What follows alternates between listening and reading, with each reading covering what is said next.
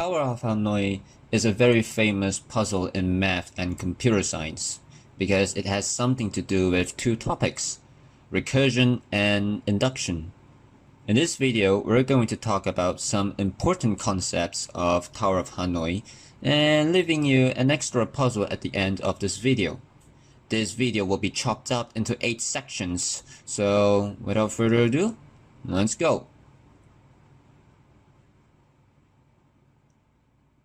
Tower of Hanoi contains 2 parts, a group of 3 rods, or sometimes we call them pegs, and a number of rings. The puzzle starts with all the rings stacked on the left rod, from large to small, from bottom to top.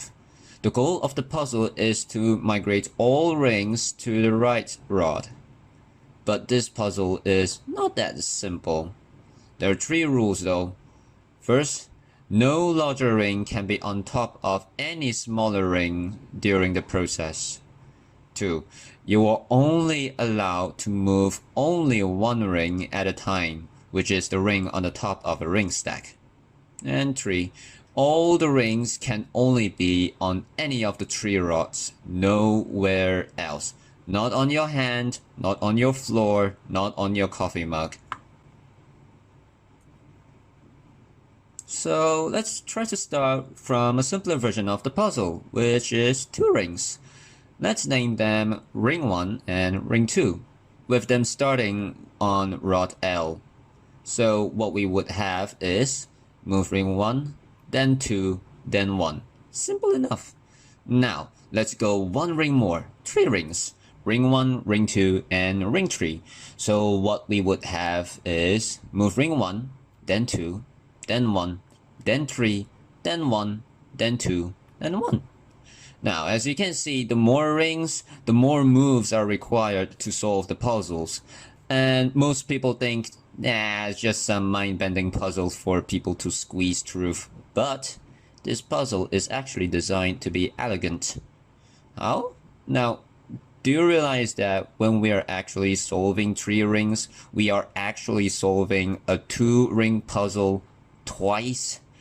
To see how this works, let's not name the rod left, middle, and right all the time. Instead, we can name them start, middle, and end. Now, let's look at a 2-ring animation with the rods with their new names. Now, since we know how to solve a 2-ring puzzle, we can know how to solve a 3-rings puzzle. And here's how.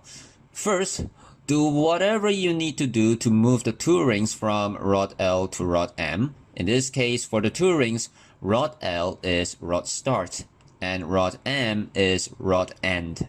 Then rod R must be rod middle. After that, move ring 3 from rod L to rod R. Then do whatever to move the top 2 rings from rod M to rod R. In this case, for the 2 rings, rod M this time is rod start, and rod R is rod end. This means that rod L must be rod middle. Now, by listing all the moves, we have the steps to solve a Tower of Hanoi puzzle with 3 rings. And since we know how to solve a 3-ring puzzle, this gives us the key to solve the 4-ring puzzle.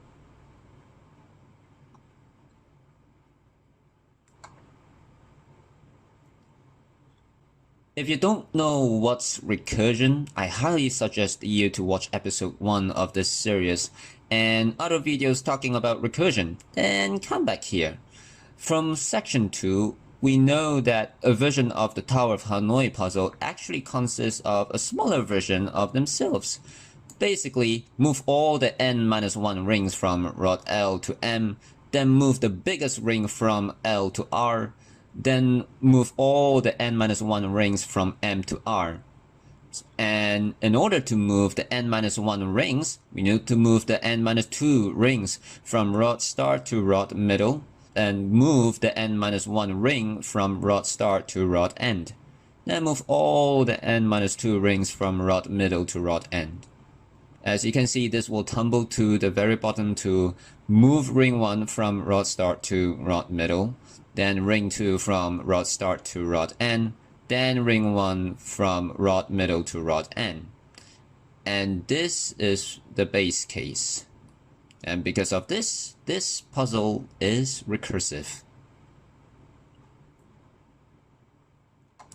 Now, chances are at some point in high school or university or college, we need to prove the formula for calculating number of required steps to solve a Tower of Hanoi with n rings. Now, there are two ways to do it, proof by induction and direct proof.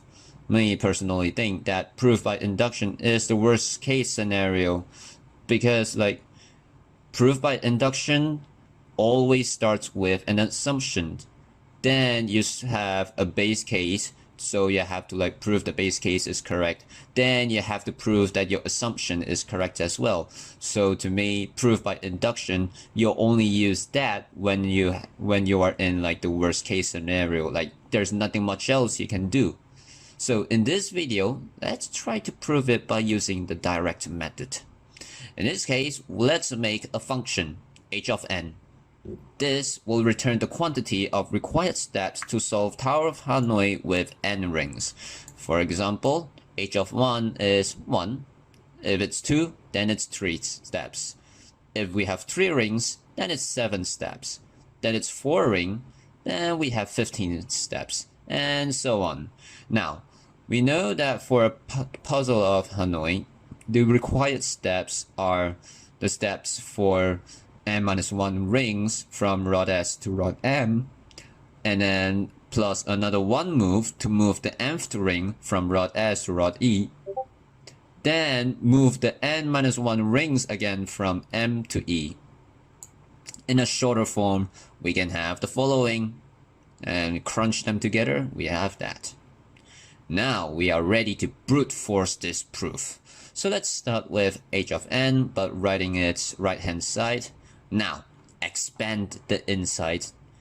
Expand it again. Now, notice what we have here is when we have n-3 inside, that number 3 over here, it somehow matches how many layers we have. If it's n-3 inside, we have 3 layers here, and we have 3 layers there. So what we would have is, if we were to extend it to the very bottom until we hit n-n, this means that we have n layers on the left and n layers on the right.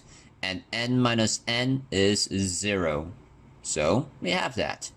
Now, let's try to multiply all the 2's into the inside layer by layer.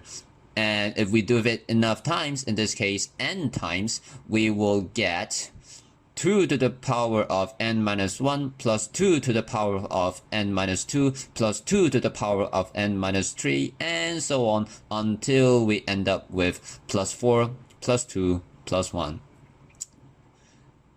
Well, so now we have h of n is these powers of 2. Now, well, let's add 1 on both sides, and then 1 plus 1 on the right will become 2, and then 2 plus 2, that's 4, 4 plus 4, that's 8. That will collapse into 2 to the power of n. So and then we have h of n plus 1 is 2 to the power of n.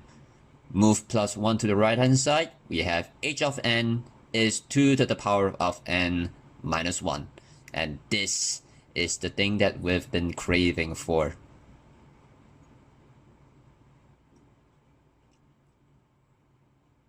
At first, Tower of Hanoi seems recursive, and depends on the hardware you have, the maximum stacks you can have is limited.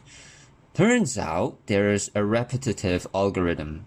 Now, before we dive deep, let's define 2 functions, cycle tiny and switch remain. Now, cycle tiny means let ring 1 cycle through the rods. There are 2 ways to do the cycle. It's either left, middle, right, or left, right, middle, then come back. If there are even number of rings, then the cycle direction is left, middle, right. Otherwise, left, right, middle. Now, switch remain would be something like, look at the 2 rods which ring 1 is not on. Between the 2 rods, Move one ring from one rod to the other, which fulfills the rules of the puzzle.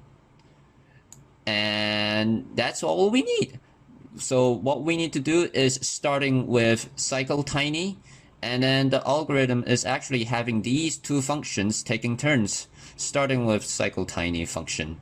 Yeah, and this will work with any number of rings.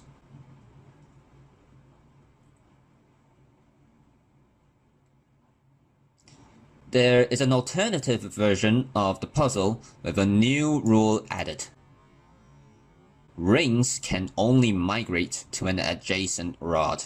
So solving a ring of 2 would be something like move 1 again, then move 2, then move 1, then move 1, then move 2, then move 1, then move 1.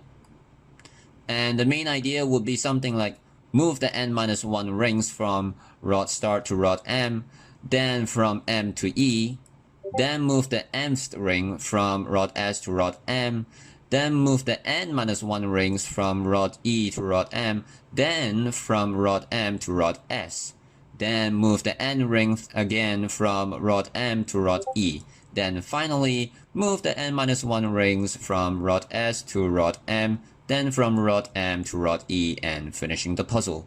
And yep, that's what we have there. Collapse it together, then we'll have that.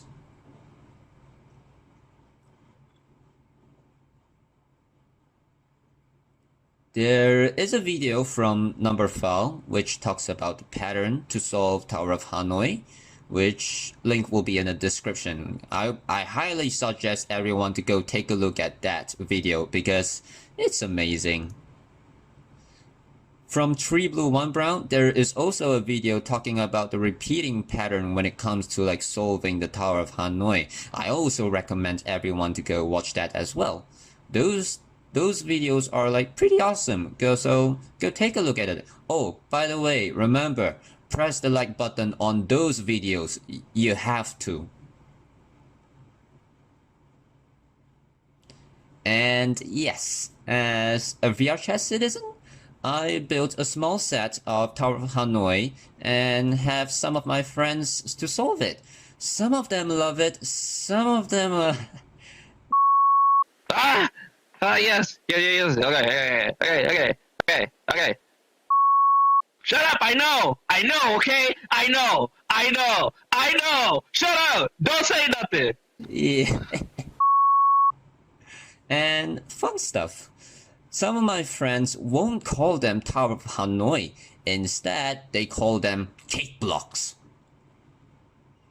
A few months ago, when I managed to prove that h of n is 2 to the n-1, the first thing that comes to my mind is, what would happen if we have 4 rods? Well, then you should decrease the number of steps then, so solving a Tower of Hanoi with 4 rods with 3 rings would be something like move 1, then 2, then 3, then 2, then 1. Very easy. So if you have nothing to do, go grab a few books in different size and try it for yourselves. Say 8 books, but with 4 positions. And yeah, in this case, I'll leave you something for you to burn your brain a little bit. Have fun. Man, this shit.